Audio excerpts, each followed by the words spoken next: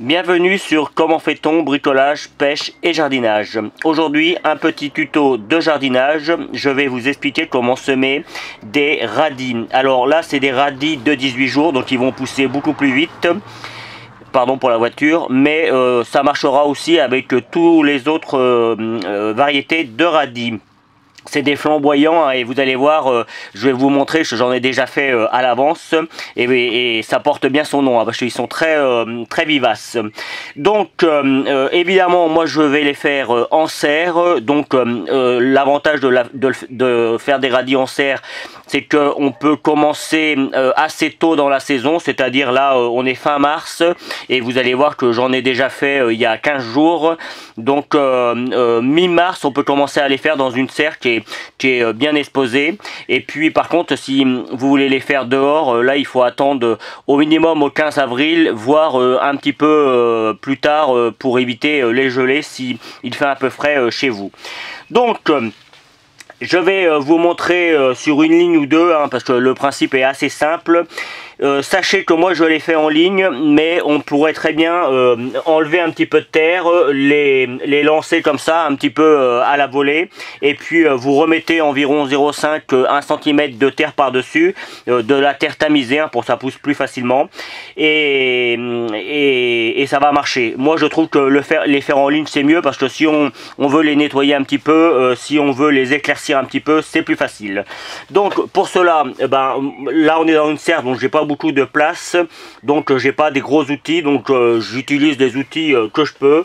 Le but c'est de faire une tranchée, donc vous voyez, comme je l'ai dit, environ 0,5. Vous voyez, je le fais avec ça, mais je pourrais très bien le faire avec mon doigt, ça marchera tout aussi bien d'ailleurs. Voilà. Alors évidemment, on a bien travaillé la terre auparavant.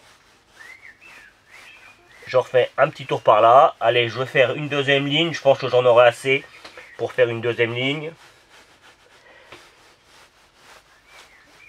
Comme vous pouvez le constater, ma terre est vraiment très souple. J'ai des petits morceaux de carton. J'aime bien laisser des petits morceaux de carton en dessous. Après, on va prendre les graines et vous allez voir, les graines sont relativement grosses. On ne peut pas les louper comparé à d'autres graines comme les carottes ou les choses comme ça. Vous voyez, elles sont quand même assez importantes. Donc ça nous permet de pouvoir les mettre. Vous voyez, hop, on n'est pas obligé d'en mettre énormément.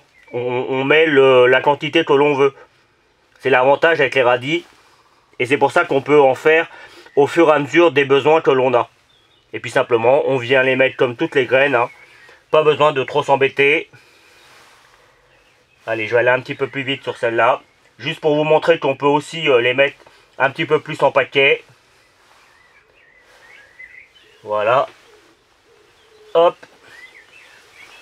Il m'en reste un petit peu, donc là, je les mets comme ça.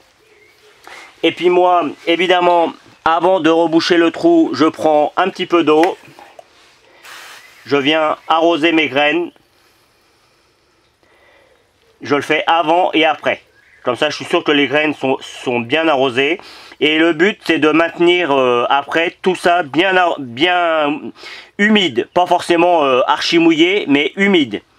Il faut que les graines puissent prendre. Et pour prendre, il faut de la chaleur et de l'eau. Et de la lumière aussi. Mais ça, la lumière, c'est plus une fois que les feuilles sont sorties. Dans un premier temps, il faut de la chaleur et de l'eau. Voilà. Alors évidemment, vous pouvez prendre un arrosoir. Encore une fois, moi je suis dans un espace un petit peu petit, donc du coup je m'adapte. Je reprends du terreau que j'ai tamisé au préalable. Simplement, vous voyez, je m'embête pas. Je viens remettre par-dessus. Alors je suis peut-être un petit peu plus que 1 cm. Moi j'aime bien quand c'est un petit peu plus profond, surtout avec les radis. Comme ça on est sûr d'avoir de beaux radis bien profonds, avec de bonnes pousses. Et puis là, comme toujours quand on fait des plantations, on vient bien appuyer. Il faut que la graine soit bien au contact avec la terre. Et puis de cette manière en plus ça montre là où on a fait les plantations. Et voilà. Alors là, encore une fois, j'utilise mes mains, mais si vous faites ça dans votre jardin, vous aurez besoin d'outils plus adaptés, hein. J'enlève la petite racine qui vient, et puis une nouvelle fois, j'arrose. Alors je ne vais pas vous montrer la totalité de l'arrosage, hein, vous avez compris le principe. Je vous montre ce que ça donne. Alors ceux que je vais vous montrer, ils ont environ 10-12 jours, donc ils ont encore besoin de temps pour pousser, mais ça vous donnera une idée. Allez, voilà ce que cela doit donner au bout d'une dizaine de jours. Et alors moi je remets un petit peu de terreau au bout d'un certain temps, de façon à ce que les plants ont parfois tendance à monter un petit peu, donc je remets du terreau pour qu'il y ait une belle racine et qu'on a un joli radis. Mais évidemment après ça dépend de la variété que vous avez pris. Mais là ils sont super beaux, je pense que dans une semaine je commencerai à en manger, et ça durera sur environ une semaine, voire un petit peu plus. Et pendant ce temps là les autres vont germer et vont pousser, et puis je pourrai faire le relais, et je vais faire ça sur toute la saison, enfin en tout cas tant que les conditions me le permettront, et comme j'ai la serre, je pense que je vais pouvoir en faire assez longtemps dans la saison. Voilà, j'espère que j'ai pu vous aider dans vos recherches. J'espère que vos récoltes seront bonnes, et que vous avez vu, hein, c'est vraiment très simple à faire.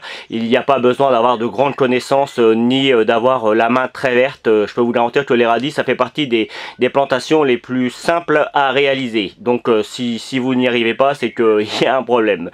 Donc voilà, à bientôt sur Comment fait-on, bricolage, pêche et jardinage. Salut!